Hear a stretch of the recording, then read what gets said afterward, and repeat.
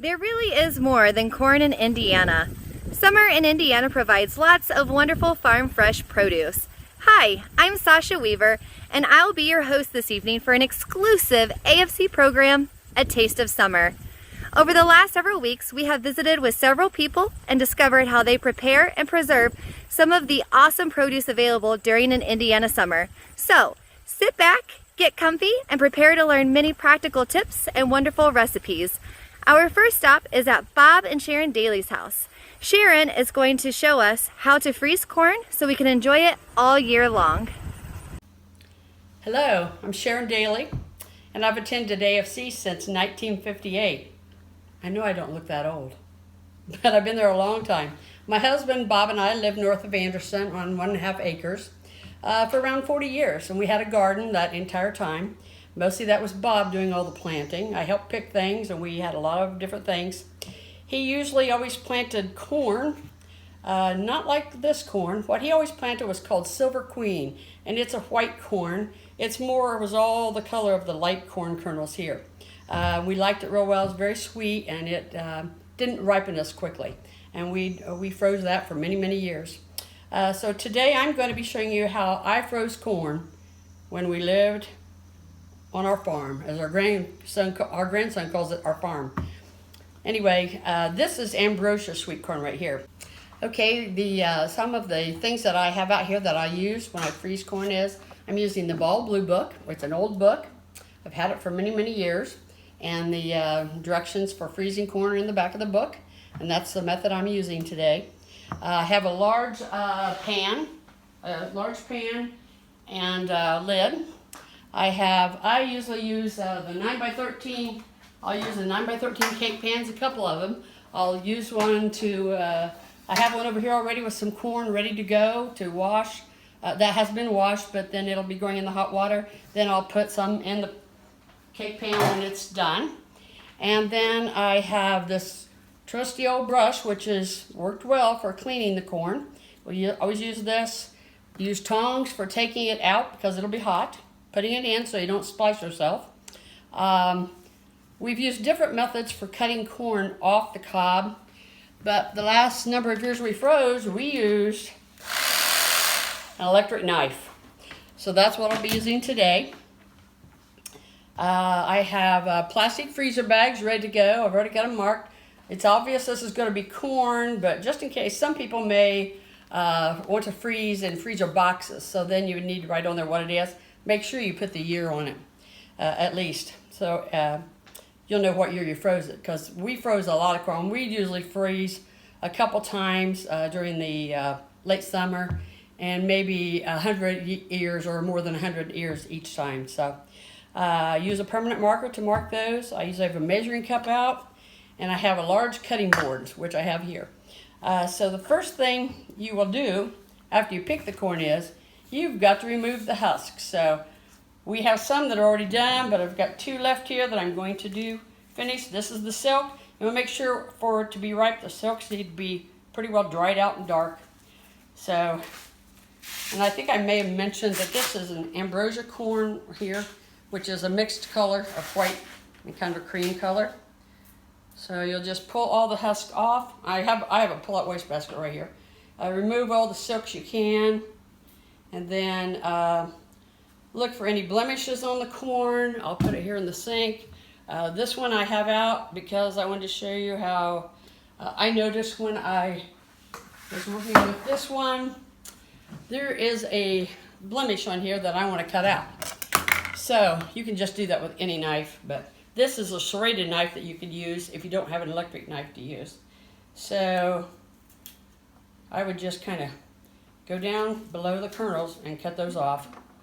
And make sure there's nothing else in here then that looks like it needs to be removed. So there's a little area right here in the middle that the kernels look a little different. So I'm just going to cut those out.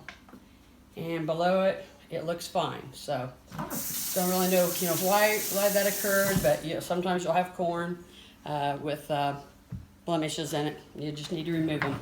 So I have one more ear here to husk. Just pull it back.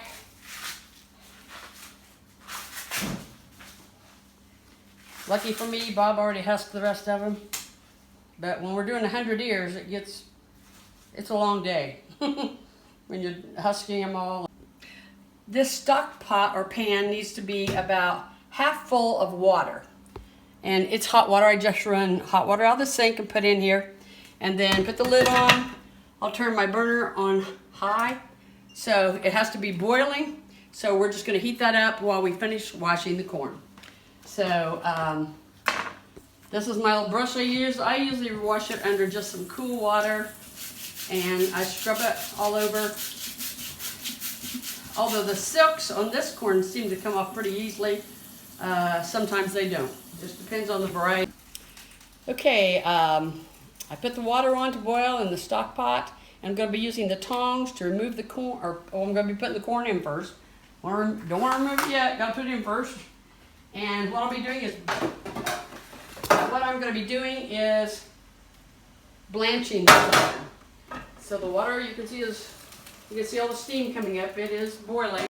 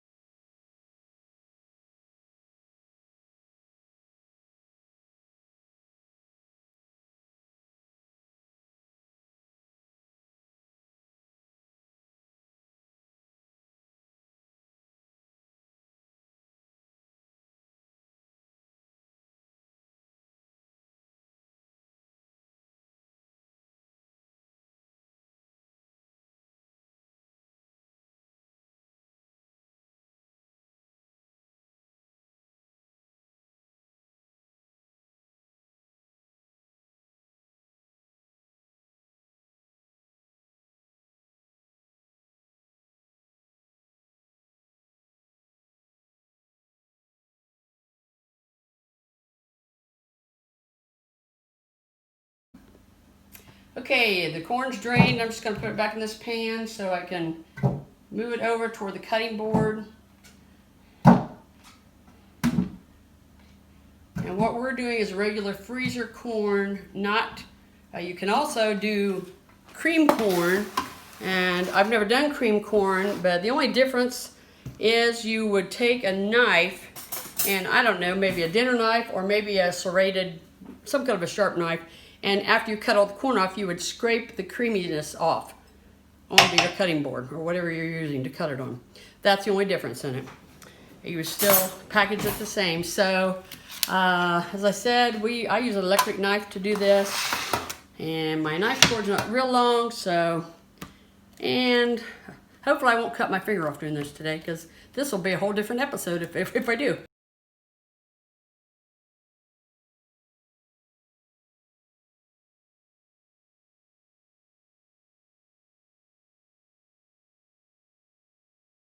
So I have this here's my advertisement. I'm not a Pampered Chef salesman, but this works good. And I got it from Pampered Chef years ago.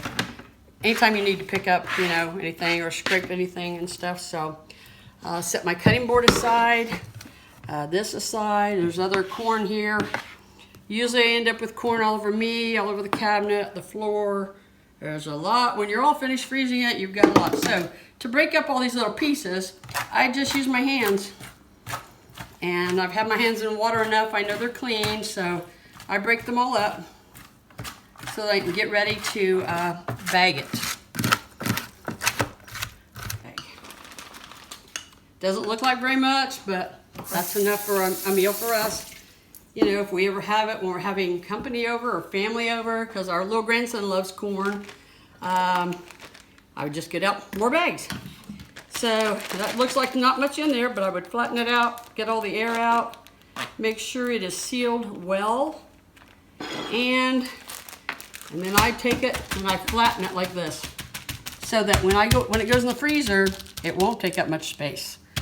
So it'll be very flat. So I'll just start making a pile. I usually have another cake pan out here somewhere, and I'll just start making a pile. Hey everybody! So zucchini is what we're going to talk about today. Zucchini can be used in several different ways. Today we're going to learn how to use it in a delicious sweetbread and also as the main ingredient in an Italian favorite. So I hope you have your zucchini with you because I'll be following along and I hope you do as well. Hi, I'm Sue Tellman. Been part of AFC for, probably 27 years, 28 years, something like that. And this is my helper, Becky. Hi. She's been a part of AFC forever too, and she's back with us now, and I'm so excited to have her back. And we're going to make zucchini bread today and show you the different steps on how to grate it and peel it. And You're gonna make zucchini bread. okay, that's true. She's going to be my voice. You don't because I want do me this making good. zucchini bread. All right. Okay, so the first thing that we are going to do is we're going to preheat the oven to 325, okay, which we have already done. And then we're going to grease and flour our pans, which is already done.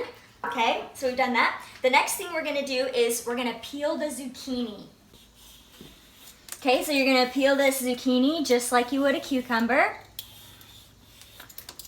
After she peels it, you're going to cut it in half, right? Yes. That's what it looks like when it's all peeled. Mm-hmm.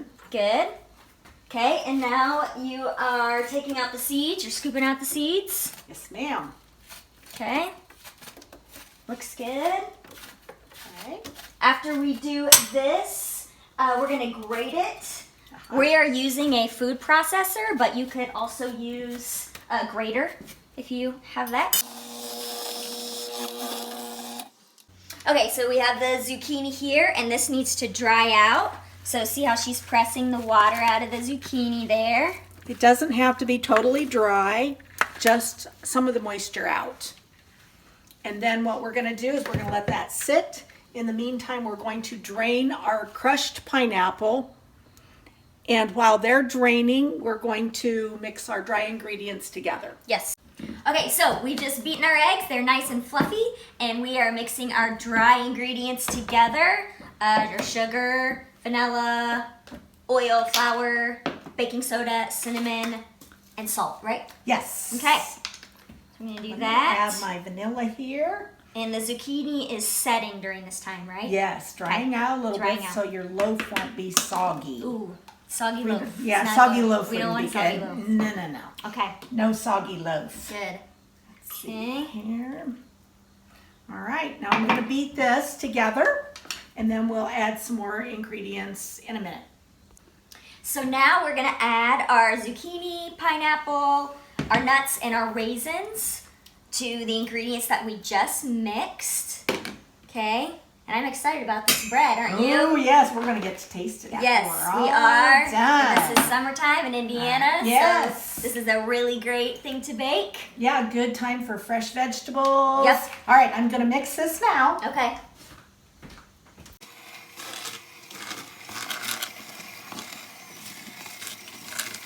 So now we're pouring our mix into our bread pans. Looks good. And then after we do this, we have already mixed our topping, our butter, sugar, cinnamon nuts, and you can put coconut in the topping mix if you want. We did not because Mike doesn't like coconut. Mike doesn't like coconut.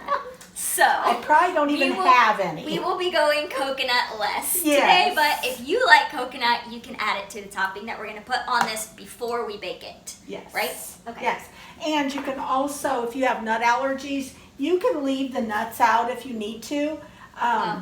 Some people, do have the nut allergies, so you can leave nuts out. You can kind of adjust the recipe if you'd like to. It's going to be good. Mm-hmm. Smells good already. Yep, it does. You just kind of sprinkle these goodies all around, and when it comes out, it makes the topping crisp Yeah. along with that. crunch. Yeah, that nice. All right, now we're good. going to put it in the oven for 90 minutes. 90 minutes. And here's our final loaf of zucchini bread. Now this made 2 loaves, and so we're going to enjoy this one right now, and then I'm going to take the second one over to our neighbors across the street. They're new, and I don't know them, haven't met them, but you never know, they might need a church family. So second loaf is going across the street to our neighbor. So you ready? Yeah. All right. All right. I'm gonna Okay. butter mine up. You want butter on yours? No, I don't want butter. Okay. All right. Ready? Yeah. Okay. Here we go. Mmm. Yay. Yes. Very good. I guess I remembered everything. Yes, you did. Oh, hi, Carrie. Hey, I'm so glad you're here today. I'm just doing some prep work. I like to get all my prep work done for the meal that I'm making. And so I'm browning some sausage. And this is my secret weapon when I'm browning. I know they have these fancy ones now, but this is cheap, and I've had it probably for 30 years. And so I just use my good old potato masher to brown, to break up the hamburger or sausage. So that's what I'm doing. So to my sausage, I'm gonna add, this is probably a large white onion. And I am adding an orange pepper, but you can use red, green, whatever. And I am doing mushrooms because everything is better with mushrooms. But I cut them large enough so that people that don't like them can take them out. But that would be pretty silly. So, and you just want to do this, you want to cook these like this to soften up the vegetables and get some of the moisture out. Vegetables have lots of moisture in them. Guys, this is a zucchini. You may think it's a zucchini, but when it's one, it's just a zucchini. All right, so now it's a zucchini because I have 3 zucchinis. This one is darker in color. And when they get darker like this, they tend to have more vitamins and minerals in them. The lighter colored ones, however, and smaller though, tend to have a better flavor. And these can be a little bit tough, but the smaller ones, it just depends what you want. So you take the stem end off, you cut that off, and you also want to cut off the other end of these beautiful fruits. Yes, they are fruit. They're not a vegetable. They're actually a fruit. And I have a mandolin slicer. And this is for making the noodles for the zucchini. And when the zucchini is big, I tend to just use my hand. It is very dangerous with a mandolin slicer, so you want to be very careful. And as the zucchini gets smaller, you may want to use this the whole time, but there is a tool here, but it takes a little bit more time, and so that would require some patience. So I'm risking a finger.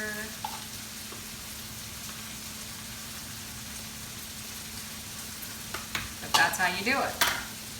And once you get your slices, you lay them out I lay them out on a paper towel.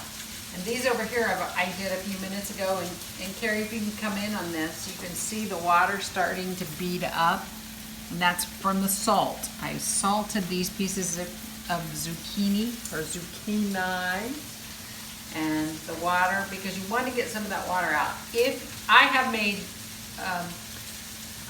it without doing that step, and it's fine if you choose to do that, but it just will be a little bit more soupy. It will have, that water will stay in and it will dilute your tomato sauce. So totally up to you how you want to do that.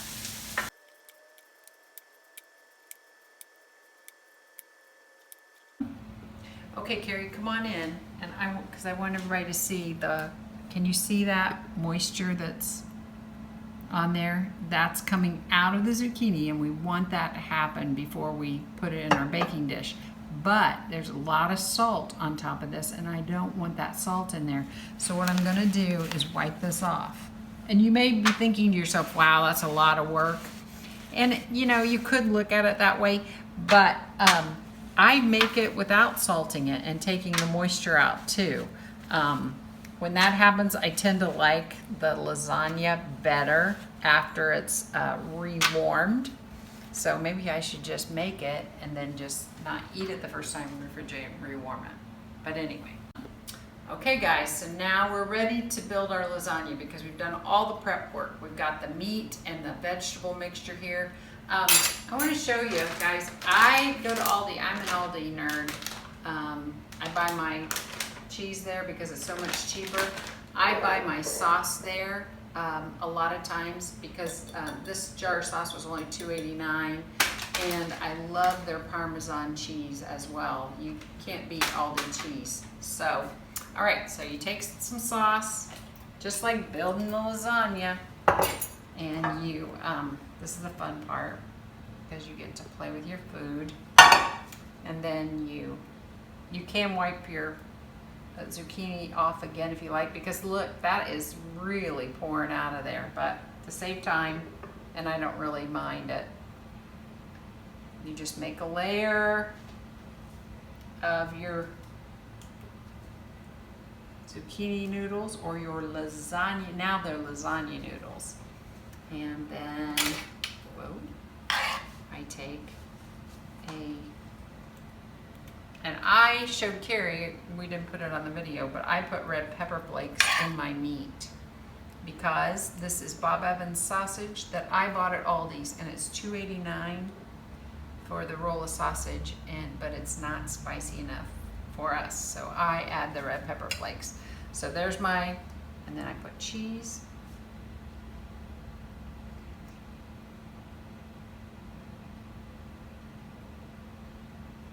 And then you just keep building.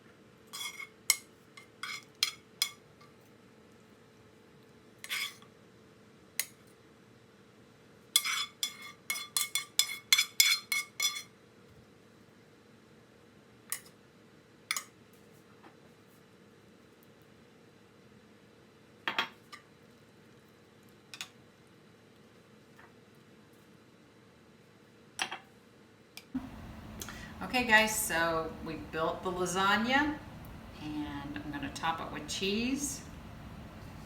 I will be baking this in a 325 oven for 45-50 minutes. You know, just like regular lasagna, you just want it to, the cheese to be all completely melted and bubbly, because you can eat zucchini raw if you like, but this fruit, zucchini, is great for this application because it is so much lower in carbs than a lasagna noodle, and it's so mild in flavor that it doesn't overtake all the tomato and the onion and the garlic they have in there. So I hope you enjoy this. Oh, that lasagna looks so good. I can almost taste it. Before we get to the True Bloods, let's go ahead and stop at Mark and Abby Bruner's and see if they're out in their garden picking green beans today. Teddy, what is Aunt Abby doing? Growing her garden. What? Growing her plants. Growing her garden? No, she's picking green beans. Look, Teddy, right here. Here's a whole bunch. Yeah. All right, are you ready? And hear what I'm going to show you to do? We're going to take a green bean. Woo! That one hit me in the I got face. two. We're going to break off a little piece of this end. This is the part that sticks to the machine, or to the plant. And we're going to take off this pointy end. I just broke it. Put those in that bowl. I can't. You did great. There's no anymore. You did great. You put them in half, Uh-huh. break them. This one looks like it's rotten. See, we're breaking this end off and this end off, and we break them in half. Very yummy.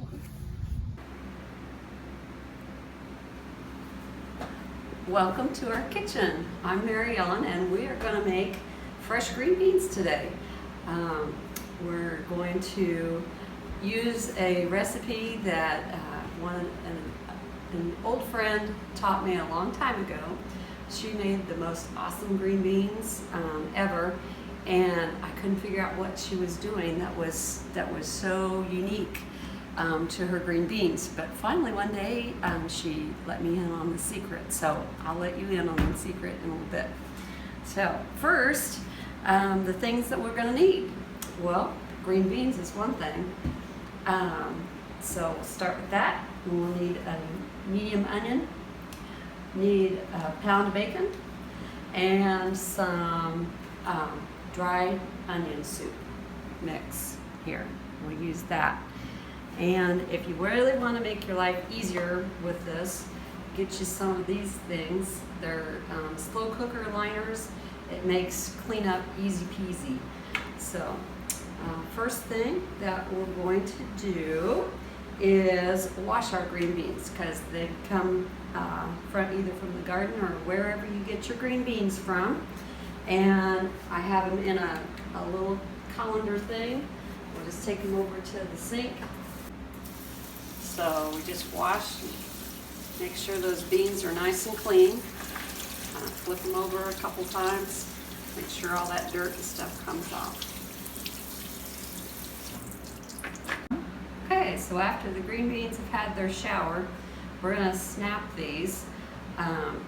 When they come off the plant, they have this little part that is like a stem, and you don't want to be eating that, so you snap that little guy off. And you can also snap off the little tip at the other end, or you can leave it on. These are your green beans, and you can fix them whatever way you like. But it's a good activity either to do by yourself and have a little quiet time, or you can get you a helper and have a nice time of conversation too. I remember as a kid snapping green beans with my grandma, and it was always fun. So I just then snap them, just different lengths, whatever. Again, just take one end and the other end, and snap them, and there you go. So it goes pretty quick. You'll have a mess of them pretty quick.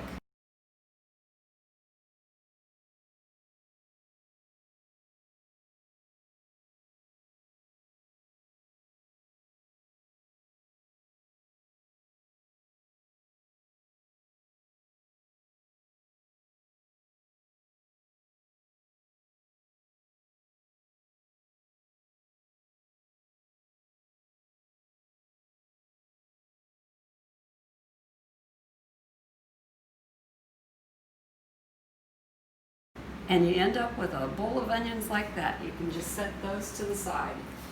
All right, next we're going to do our bacon. And just put the bacon in here.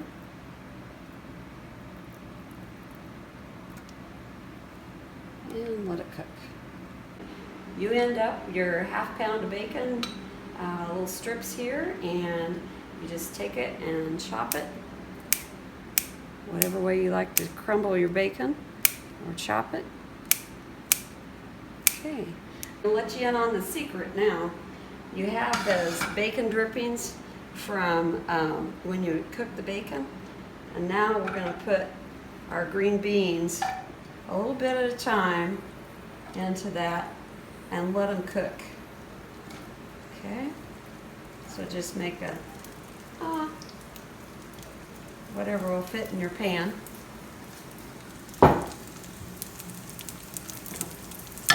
And just stir them around. All right, so you want them to cook until they're kind of limp and soft and wrinkly, and they have this nice little browned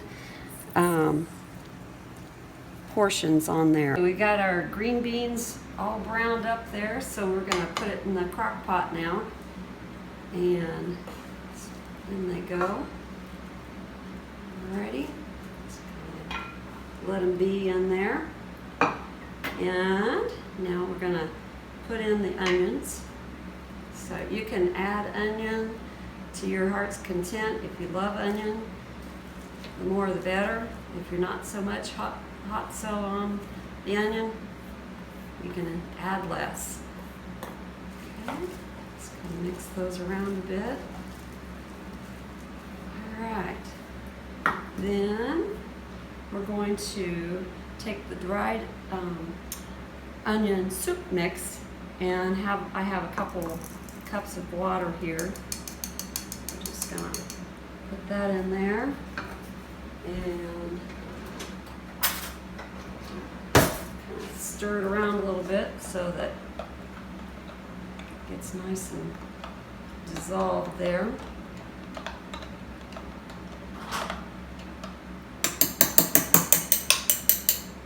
And just add that in to the crock pot.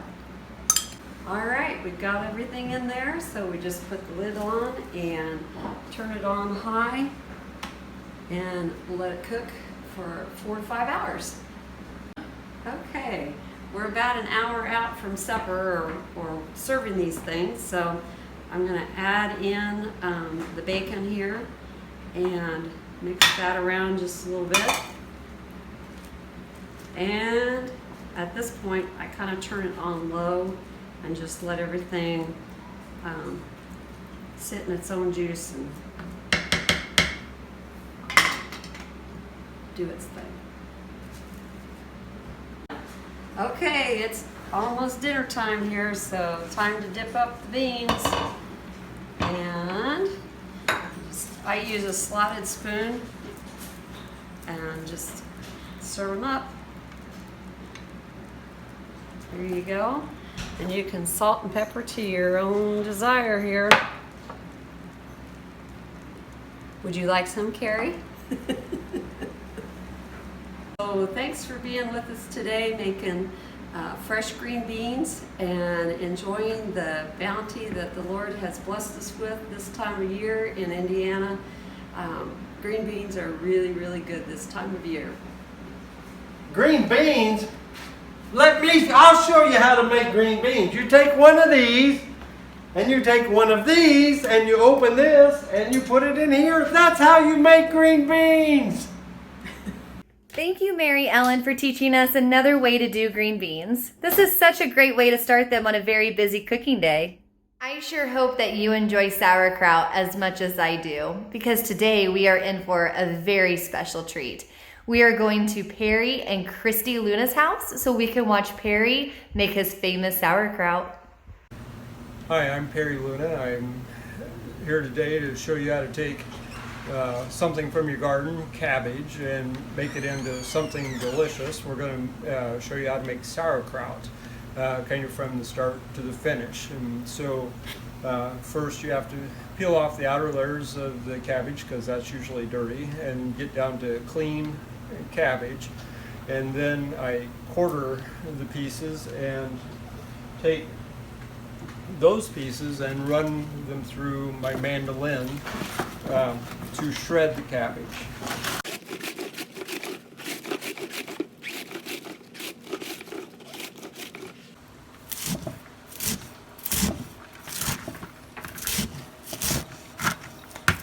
We shred till we have 5 pounds of cabbage, and I weigh it out.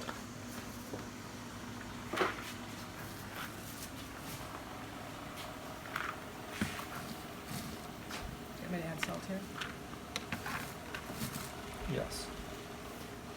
For every 5 pounds of cabbage, you add 3 tablespoons of salt. Then you mix the salt and the cabbage and crush it with your hands.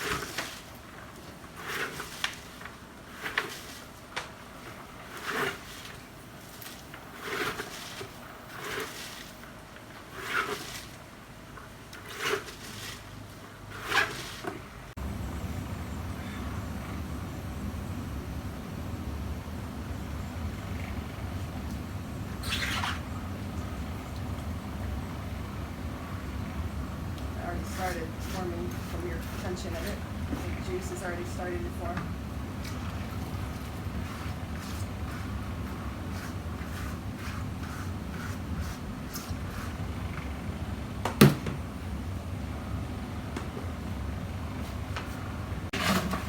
So Perry will continue filling this. When it's full, we'll put it away for 6 weeks and let it crock for the sauerkraut to be finished, and then we will put it into jars and pack it, and then it'll be ready to eat.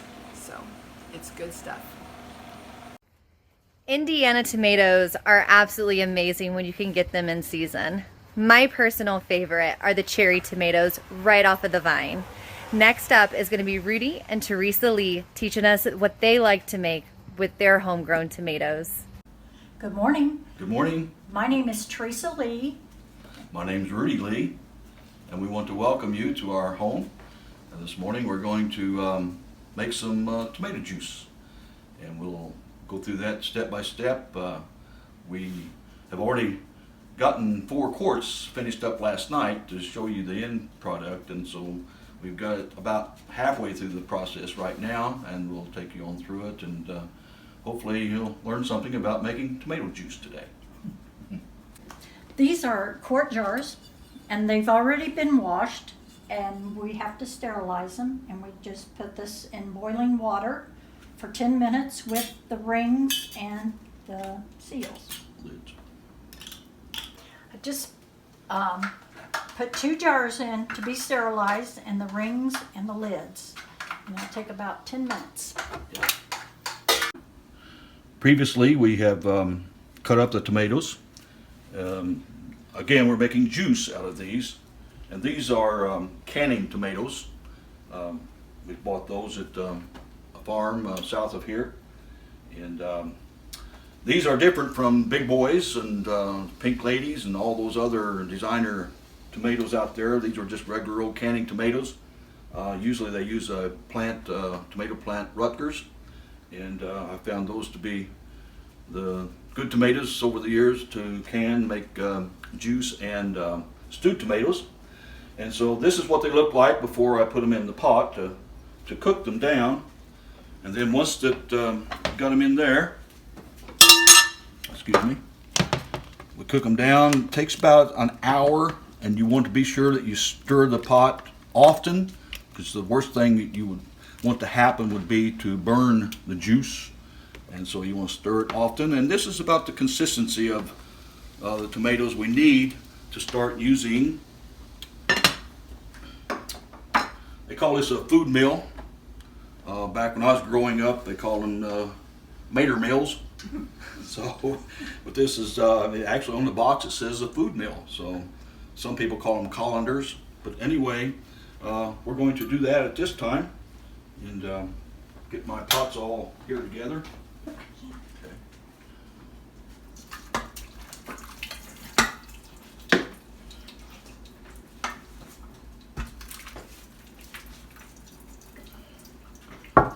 When you do that, just be careful that you don't spill some into your pan, because it'll get right in your juice.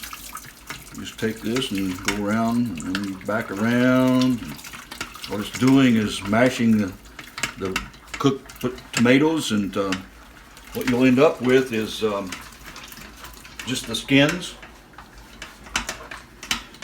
And once we get that completed, then dump it out into a pan, the skins, and then put some more in, and just keep doing this till you get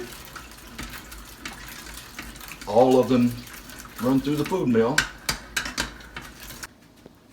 Okay, got that. Show them the juice.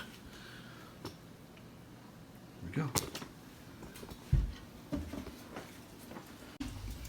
Okay, now the 10 minutes of the sterilizing has taken place. Did you put 3 in? No. Oh, just 2? Yes. Okay. Sorry. I'm going to take the jars out now, carefully.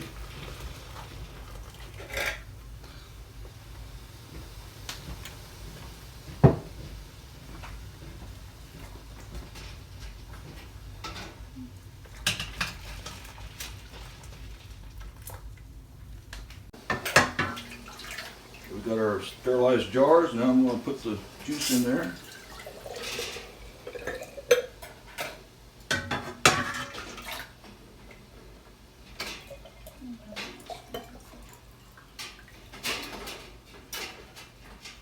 You want to leave anywhere from a 1/2 inch to 1 inch space in the top.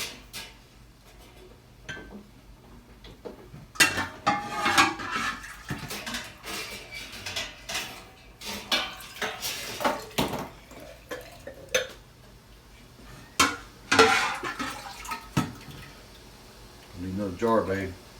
Okay.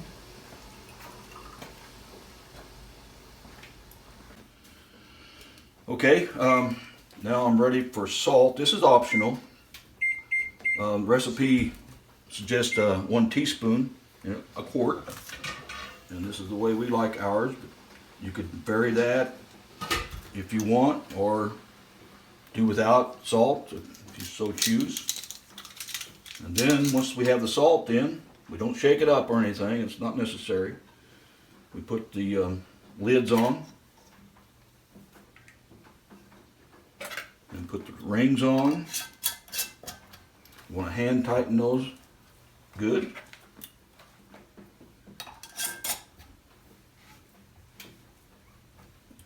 And then we're ready to set them in the bath, the cold packer. But we have another jar to fill, so we'll do that before we do that. We'll get back with you. Okay. This is kind of the final step. We're putting them in for the bath.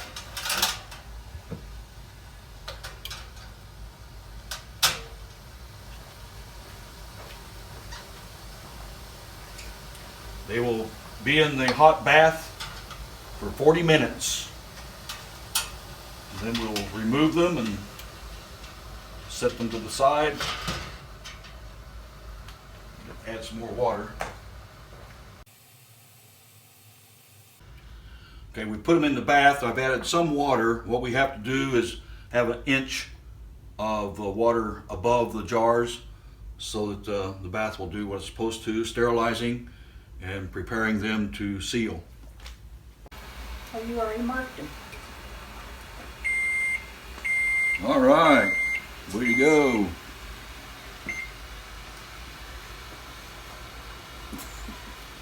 We've already taken them out of the bath and they're sitting here cooling down, and you will hear the lid pop, and that means they're sealed. And this is the finished product. All right. Woohoo! Go ahead. Thank you for coming to our home, and I hope you enjoyed this. And if anyone like to have some help or need some of our equipment to borrow, we'd be more than happy to do that, and we can also come out and help you. Thank you very much. Thank you. Excuse me, has anybody by chance seen Brink? He told us to meet him at his farm, but he's not here.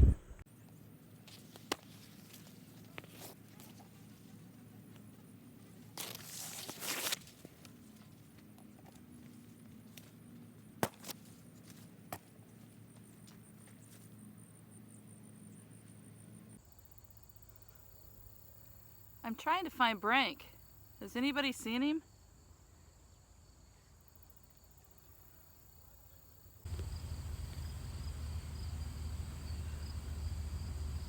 Hi, welcome to the Druel family. Our farm party is here every year we can, and we're welcoming some children here today to have a good time on the farm. This is ambrosia sweet corn here, this organic.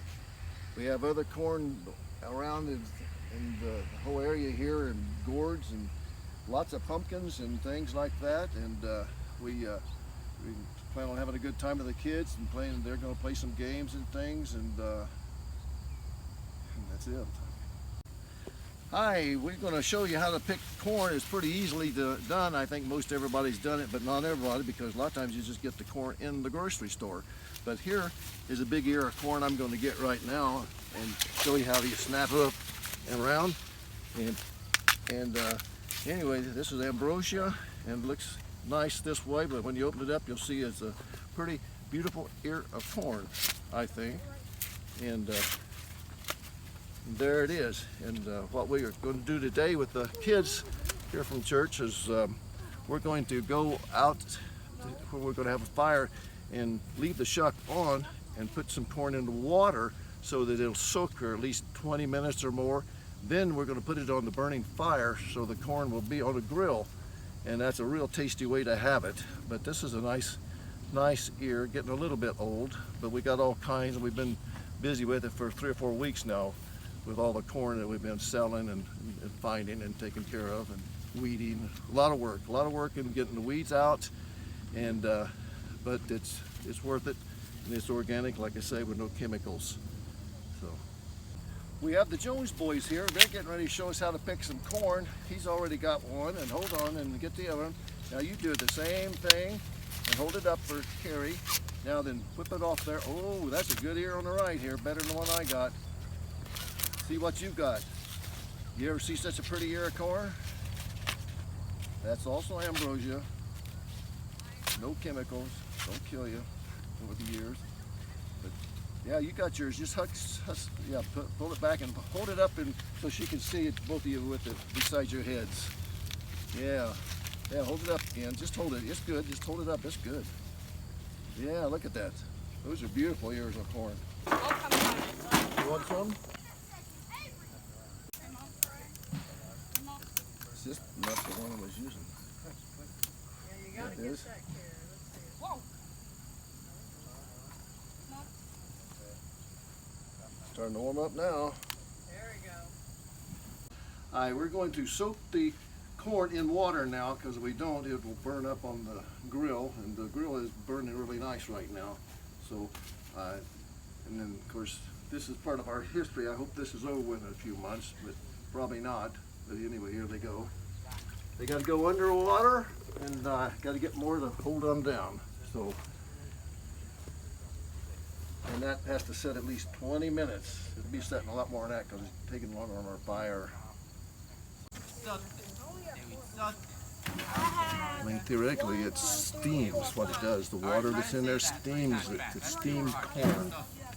But anyway, it takes 100 years.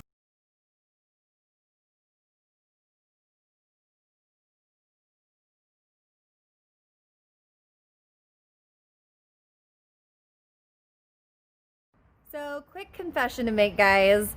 You guys did not get to see the final product. That was totally our fault. We got so excited that it was done that we forgot to turn the camera back on to film the ending part of it. But please take our word for it that it was delicious and fabulous. Hey everybody, so we are actually on our way to Middletown to Kim and Renisa Harry's house because we were told that today is the day that they are making their famous salsa. So we're gonna get in on some of that salsa action.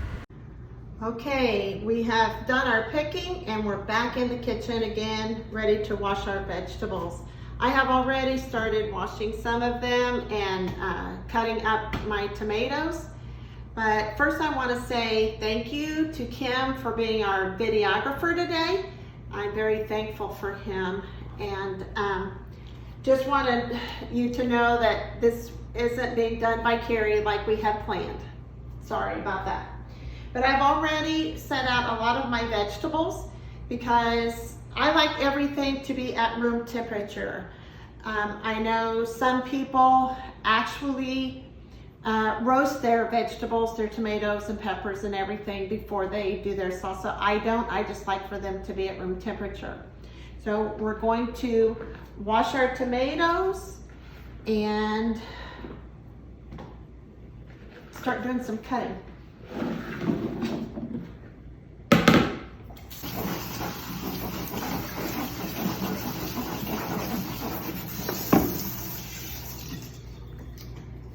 And I usually take all of my tomatoes, I cut the stems off and any bad places. If you buy your vegetables from a fruit market or vegetable stand, you might always want to ask for seconds on them, because when you get seconds, they kind of have some bad places in them, and then save the really nice stuff for when you need it to look nice. But this, you're just gonna grind up anyway, so you don't need to buy first. My recipe calls for approximately 8 large tomatoes. I asked a vegetable market owner one time what type of apples made the best apple pie. He told me all of them. So I assumed that salsa, all tomatoes would make a good salsa, so I like to mix mine up. Yellows and reds. I do the same with my peppers. Yellow, red, orange, and here's the green one we just picked a little bit ago.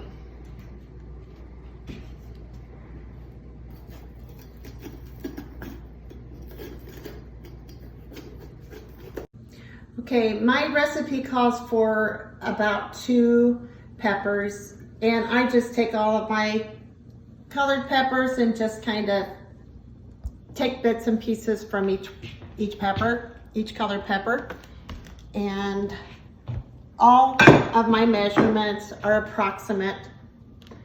Next are my onions, and I use all 3 colors of onions, white, yellow, and red. So it's approximately 3 small ones.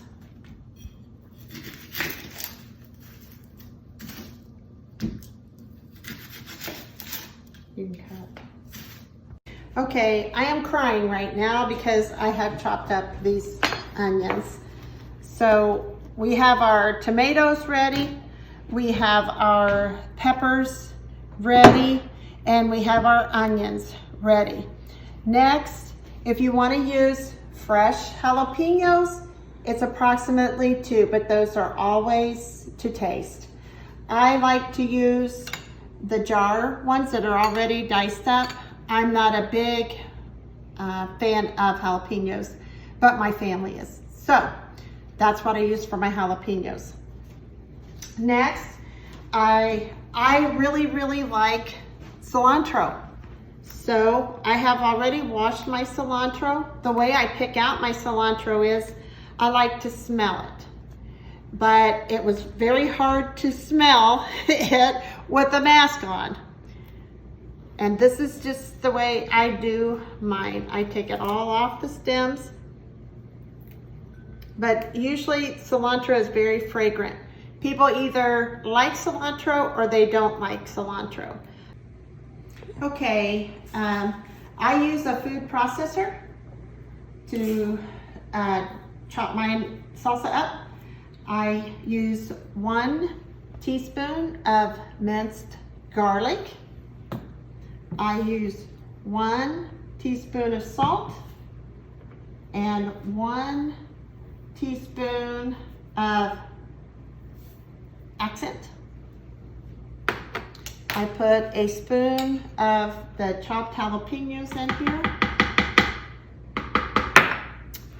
And I put some cilantro in here.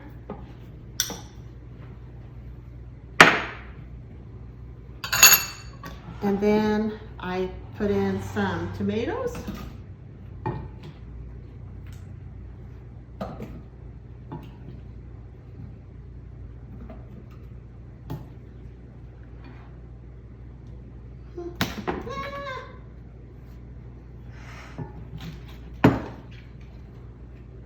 Peppers and onions.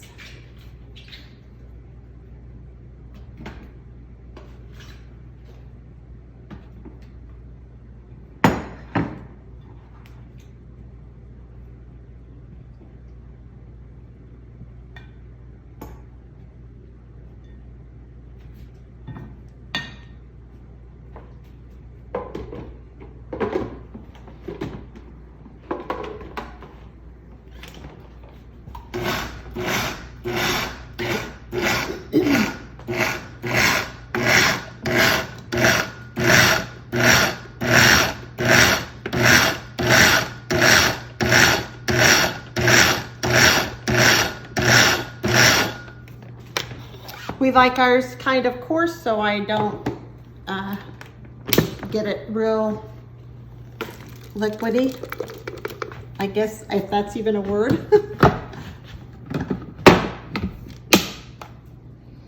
And then back to the same thing again. At the beginning of our filming, I did not tell you how I came to Anderson First Church of the Nazarene. When I was a little girl, we lived across the street from some very good neighbors who were members there by the name of Barney and Marilyn Wright. I went there as a child for a number of years, and then we moved, and my mother quit taking us to church. Then, as an adult, I had another neighbor invite me back to the First Church of the Nazarene by the name of Jan and Dave Knotts. So please, always think of your neighbors when you're getting ready to go to church and invite them. I am a product of that. So, lastly, jalapenos, cilantro, and a little squeeze of lime are all optional for salsa. But I did get a fresh lime. I have rolled it. I am going to cut it, and I am going to squeeze it on here. I am going to stir it up, and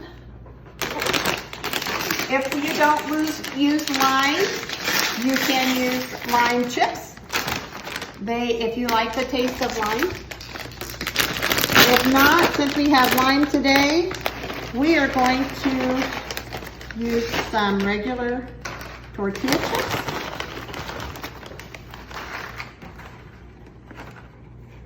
And we're going to enjoy our garden tomatoes and green peppers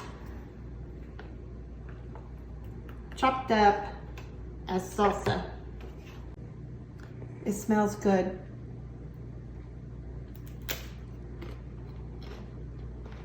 Tastes good. Yummy. Justin, we do have a bonus clip from the Jones home.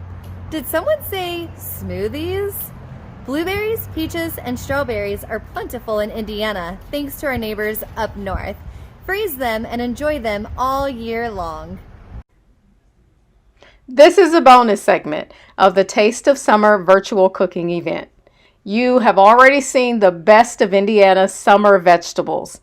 Now we're going to take a look at some fruit that we're going to turn into a great, fantastic fruit smoothie. All right, I want you to check out this video. Hope you enjoy. We're going to highlight some peaches, and these are all local. I got them here. We have some blueberry, courtesy of Payless, and then we have strawberry. What I've done is I've taken some of those fruit, and I'm going to cut them up.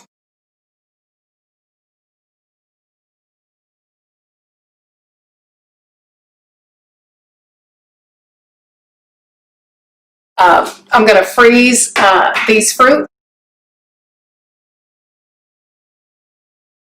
So I'm going to take the fruit, thaw it out just a little bit, and that way once we put it in the blender, they won't be too hard. So the smoothie is done.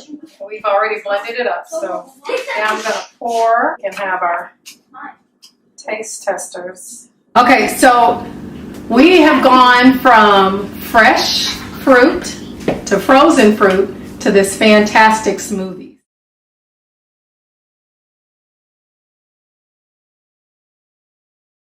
Well, that wraps up our Taste of Summer tour.